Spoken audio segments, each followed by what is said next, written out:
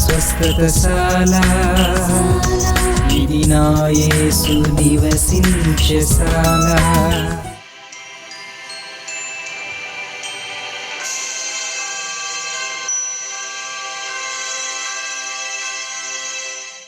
సువార్త 2వ అధ్యాయం 2వ వచనం. పుట్టినవాడు ఎక్కడ ఉన్నాడు?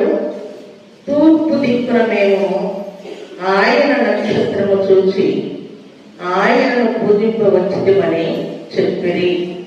దేవుని శ్రేష్టమైన మాటలు దీవించి ఆశీర్వదించును గాక. వారు అడుగుతున్నటువంటి ప్రశ్న ఏంటి అంటే, యూదుల రాజు ఎక్కడ ఉన్నాడు? అప్పటికే యూదులకు ఎవరున్నారు? రాజు ఉన్నాడు. ఆల్రెడీ యూదులను పరిపాలించే రాజు ఉన్నాడు. ఆ రాజుకు చెమటలు పడుతూ ఉన్నాయి. నేను రాజ్యాన్ని పరిపాలన చేస్తా ఉంటే ఇంకెవరో యూదులకు రాజు పుట్టాడంట కదా, ఇక నేను దిగిపోవాల్సి వస్తుంది, క్రొత్త రాజు ఎవరో వచ్చాడంట అని టెన్షన్ పడిపోతూ ఉన్నాడు. అందుకని యూదులకు రాజు ఎక్కడ పుట్టాడంట. అందుకని ఆయన ఏం చేశాడు చెప్పండి? ఆ తీర్మానం నెరవేరకూడదని ఏం చేశాడు ఆయన? ఎక్కడ యూదులకు రాజు పుట్టాడంట, కాబట్టి ఆ రాజు వలన నాకు, నా పదవికి, నా అధికారానికి ఎలాంటి నష్టం రాకూడదని చెప్పి ఏం చేశాడంట? చిన్నపిల్లలైనటువంటి 2 సంవత్సరాలందరినీ ఏం చేయండి? చంపేసేయండి. పుట్టింది మొదలుకొని 2 సంవత్సరాల వయసున్న పిల్లల్లో ఒకవేళ యూదుల రాజుగా పుట్టినటువంటి వాడు 7 నెలలైందో, 5 నెలలైందో, 3 నెలలైందో, సంవత్సరం అయిందో, 6 నెలలైందో, ఎంతకాలమైనా కాదు, పుట్టింది మొదలుకొని, పుట్టిన బిడ్డలు మొదలుకొని 2 సంవత్సరాల వయసు వెళ్ళినటువంటి మగబిడ్డలందరినీ చంపేయదని ఆజ్ఞాపించారు. ఆ చిన్న బిడ్డలు, మగబిడ్డల్ని చంపేస్తూ ఉన్నారు, ఆడబిడ్డలు మాత్రం బ్రతకనిస్తూ ఉన్నారు. అలాంటి టైంలోనే సర్వశక్తిమంతుడైనటువంటి దేవాతి దేవుణ్ణి అక్కడి నుండి వేరే ప్రాంతానికి పంపిస్తారు. దాని వలన యూదుల రాజుగా పుట్టినటువంటి యేసయ్య మరణించి ఉంటాడు. నేను 2 సంవత్సరాల పిల్లలందరినీ చంపమన్నాను కదా, కాబట్టి మరణించి ఉంటాడని రాజు అనుకున్నాడు. కానీ ఆయన ఏమి మరణించలేదు పిల్లలు. అయితే జ్ఞానులు ఏమంటున్నారు ఇక్కడ అంటే, యూదుల రాజుగా పుట్టిన వాడిని మేము వెతుక్కుంటూ వచ్చాము, ఆయన్ని చూడడానికి వచ్చాము అని అంటున్నారు. చాలా వేల కిలోమీటర్ల దూరం అంట. అప్పటి కాలంలో జ్ఞానులు ప్రయాణించినటువంటి ప్రయాణం పశువుల పాకలోనికి రావడానికి వేల కిలోమీటర్లు వారు ప్రయాణం చేశారంట. పిల్లలు ప్రయాణం చేసి యూదుల రాజును చూడడానికి, ఆయన గురించినటువంటి సమాచారాన్ని గ్రహించడానికి వారు బయలుదేరి వచ్చారు. కీర్తన గ్రంథం 105వ అధ్యాయం 3వ వచనం. ఆయన పరిశుద్ధ నామమును బట్టి అతిశయించుడి, యెహోవాను వెదుకువారు హృదయమందు సంతోషించుదురు గాక. యూదుల రాజుగా పుట్టాడన్న వార్త విని వెతుక్కుంటూ జ్ఞానులు వచ్చారు. జ్ఞానులు ఎలా వెతుక్కుంటూ పశువుల పాకలోకి వచ్చారో, దేవుణ్ణి వెదకువారు హృదయమందు సంతోషిస్తారని కీర్తనలో వ్రాయబడింది.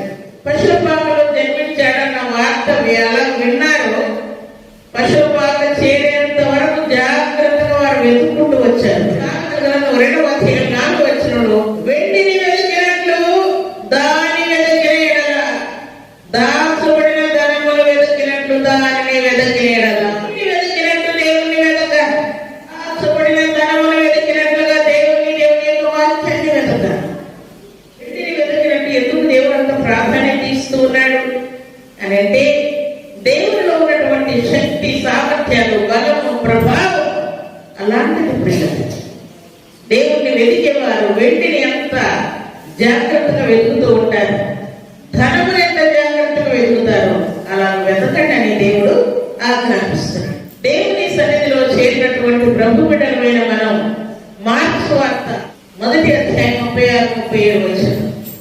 సీమోను అతనితో కూడా ఉన్న వారు ఆయనను వెతుకుతూ వచ్చి ఆయనను కనుగొని అందరూ నిన్ను వెతుకుతున్నారని ఆయనతో చెప్పగా, దేవుడు వచ్చి వారికి స్వార్థ ప్రకటించడం, ప్రార్థన చేయడం, స్వస్థపరచడం, చనిపోయిన వారిని తిరిగి లేపడం, ఇలాంటి అద్భుత ఆశ్చర్య కార్యాలన్నీ చేస్తూ ఉంటే కొన్ని గంటలు దేవుడు కనబడకపోయేసరికి వెంటనే ఎక్కడికి వెళ్ళాడు, ఎక్కడ ఎస్ఐ ఎక్కడికి వెళ్ళాడని దేవుణ్ణి వెతుకుతూ ఉన్నారు. అప్పుడు ఇది అవసరం లేదని దేవుని లెక్కలో అది అవసరం లేదు అసలు.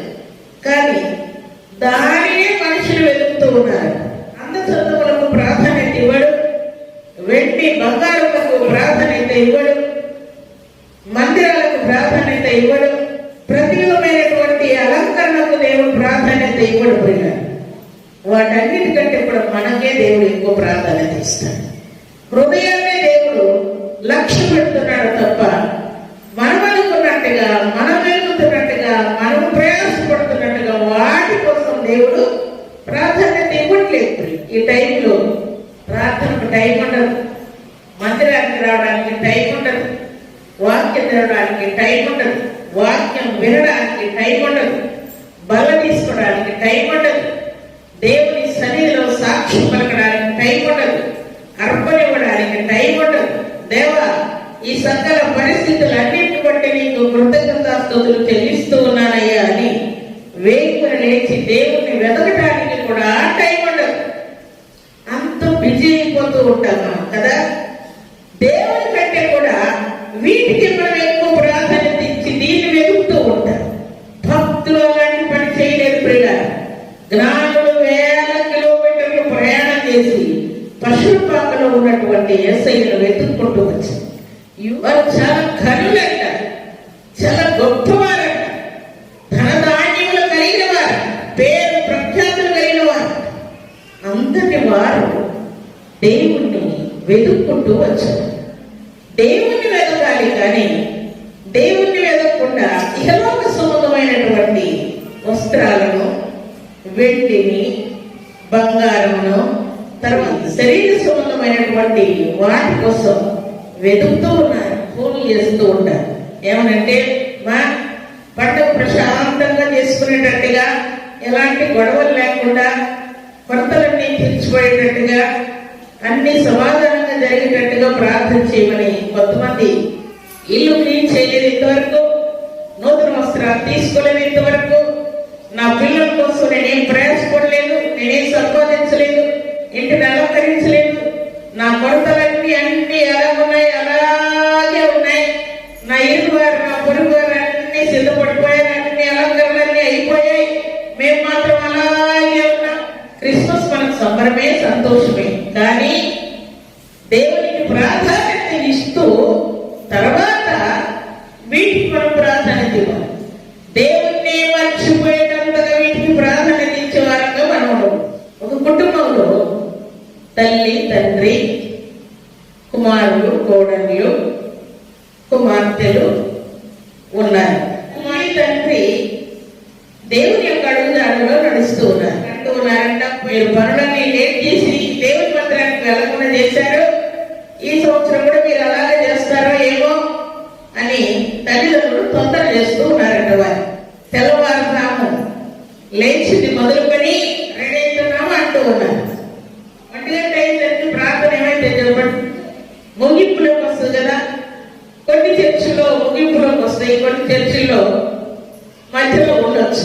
ఉండడానికి కొందరు స్నానాలకు, కొందరు నూతన వస్త్రాలు, కొందరు ఇంటి అలంకరణ, కొందరు ఈరోజు చివరి రోజు ఇంకా తాగని లాస్ట్ ఈరోజు కాబట్టి నన్నేమో అభ్యంతరం. తాగేవాళ్ళు, తినేవాళ్ళు, తిరిగేవాళ్ళు ఈలాగు ఆరాట పడుతూ ఉంటే దేవుని మందిరానికి వాళ్ళు రెడీ తాళం వేసుకొని బయటకు వచ్చేసరే.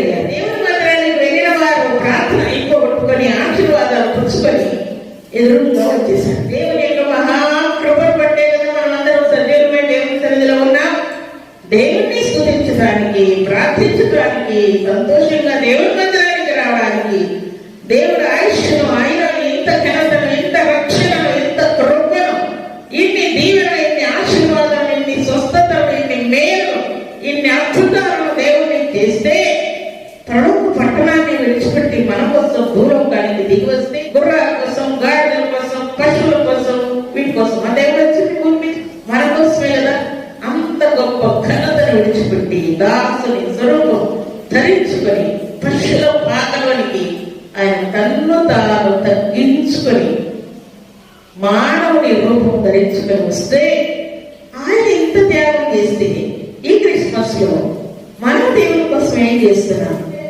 ప్రభు దినానైనా తొందరగా లేవండి, తొందరగా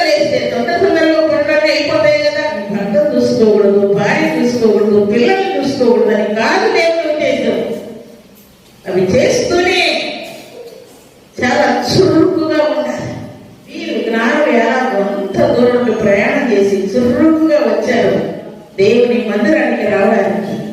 వస్త్రాల కంటే, వెండి బంగారం కంటే, భర్త కంటే, భర్త కంటే, భార్య కంటే, ఇంటి కంటే, దేవుని మందిరం కంటే, అన్నిటికంటే కూడా విలువైన దేవుడు, ఘనమైన దేవుడు ఈ సర్వశక్తిమంతుడు అయినటువంటి దేవాది. ఈయన కోసం మనం పరిగెత్తుకొని నా దేవుడు నన్ను కనికరించి నా కృప చూపించాను. ఈ దీవెనలన్నీ కూడా మనం పొందుకొని దేవునికి ఇష్టమై యోగ్యమై ఇహలోకంలో బ్రతుకున్నట్టుగా సర్వశక్తిమంతుడైనటువంటి దేవాది దేవుడు అలాంటి గొప్ప కృపను మనందరికీ అనుగ్రహించి ఆశీర్వదించును గాక. ఆమేన్.